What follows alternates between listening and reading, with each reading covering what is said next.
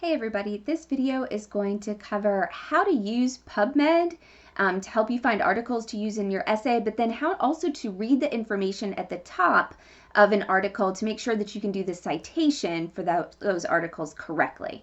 So I'm looking here at Excelsior's Online Writing Lab. This is the resource that we use for citation. Using the menu over on the left, we are looking, at under citation and documentation.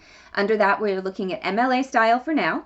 And under that, we are looking at Works Cited. And so this is just the guide, the overall guide. What I like about this in particular over on the right-hand side is the list of the elements that you're looking for and the punctuation that goes with them. So, of course, we need the author and the title. The containers can be a little bit confusing, particularly with PubMed, because PubMed is a database. The first container needs to be who published the information first, because PubMed only publishes information secondhand. They don't publish their own information. So they're going to give you articles that were published in other journals or other resources first. So that first container, container 1, is going to be where the information, the article, was originally published. Container 2 is the database information. Now, PubMed is an open source database, so the words PubMed no longer appear in a Works Cited entry. For the most part, the only thing you will use for Container 2 is the DOI or URL if there is not one. And I'll show you a couple of examples. So first, when you are looking at PubMed and you are using this to research for your essays, when you, for example, you put in your subject up here at the top and you hit search, that's what I did with adolescents, sleep, school, start times. I'm going to use that as an example. Now, what will pop up is a lot of different articles. However, there's one thing that you need to make sure that you're looking for, and that is full access to the article. You can see in red where it says free PMC article. That means that you can read the entire thing for free. You have to be able to access an entire article. I can pull up an example of one that doesn't have that. This one here, this insufficient sleep in adolescence.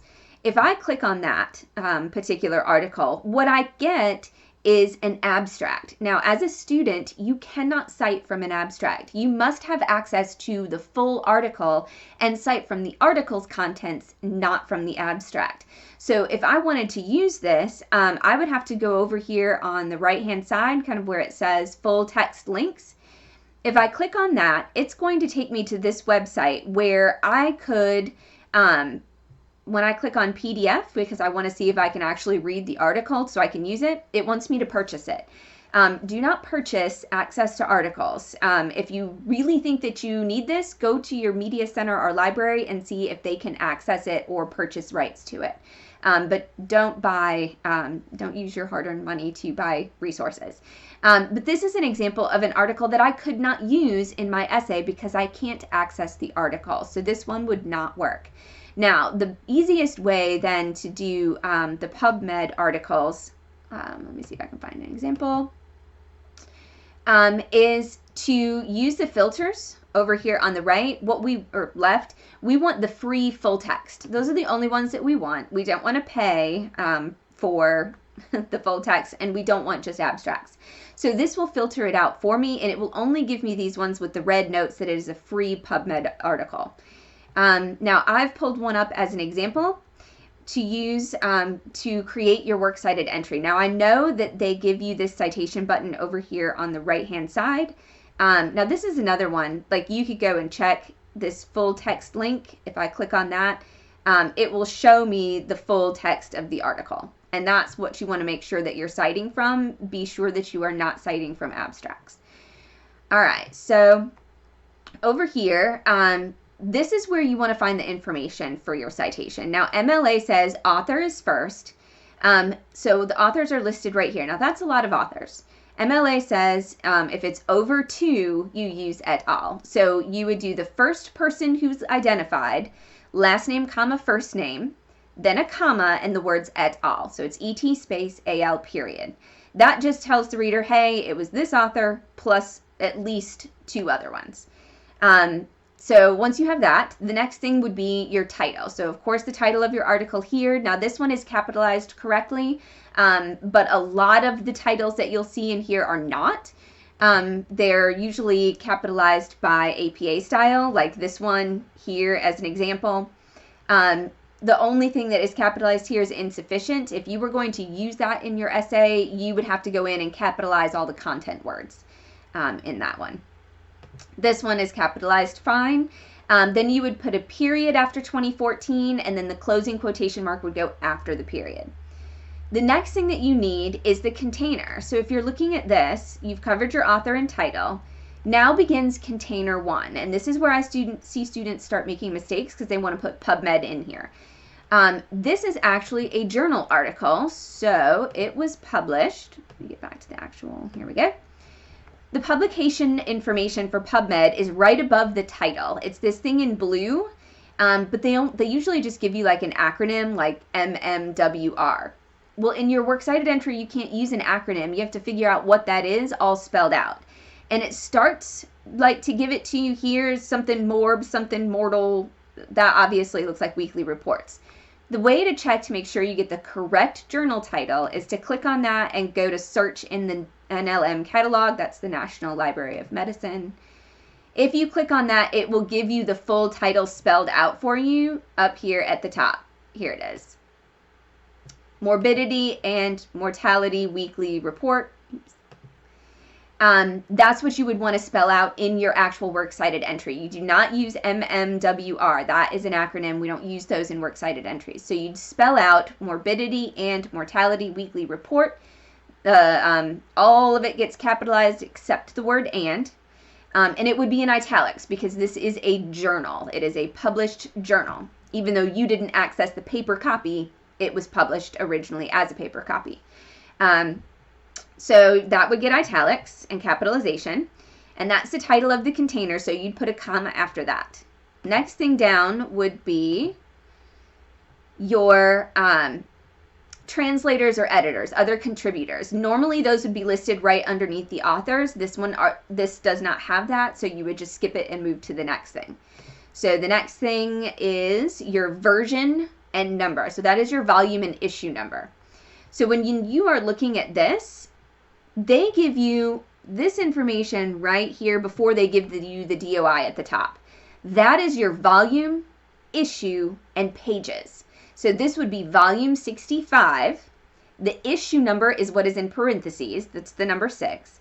And then the pages are page 137 to 141.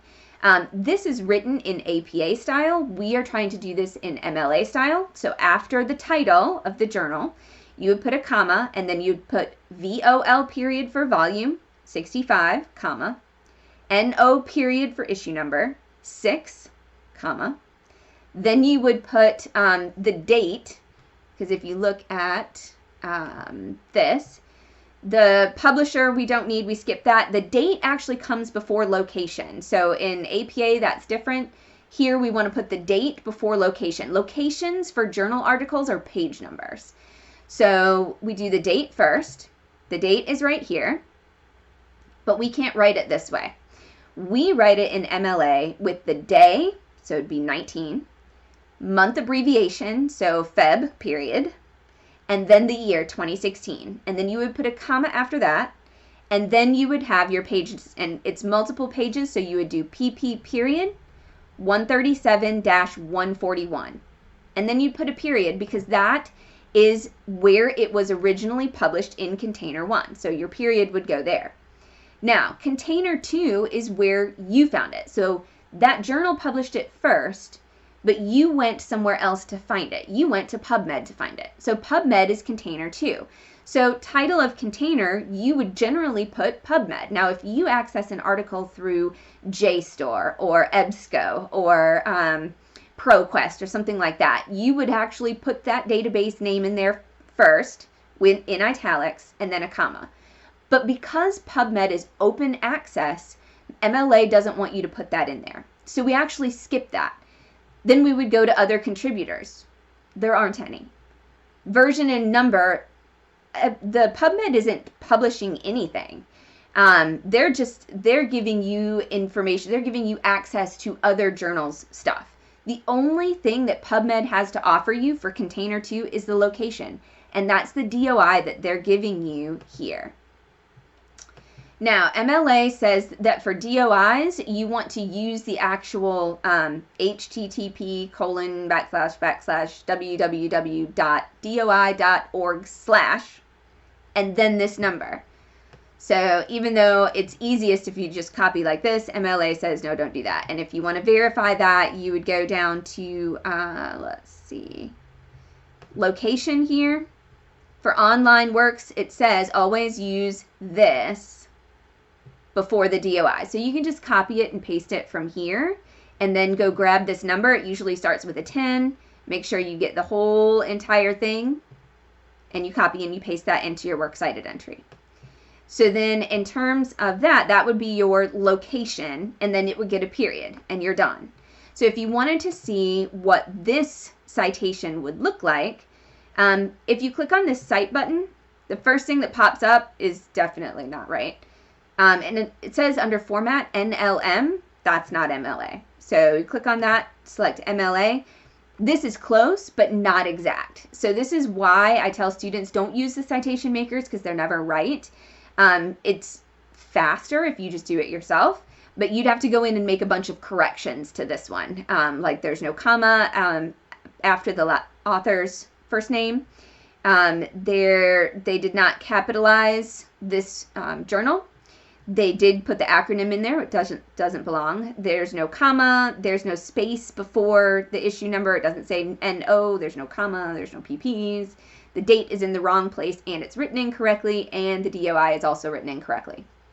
This is why I tell students don't use these citation makers because they're never right.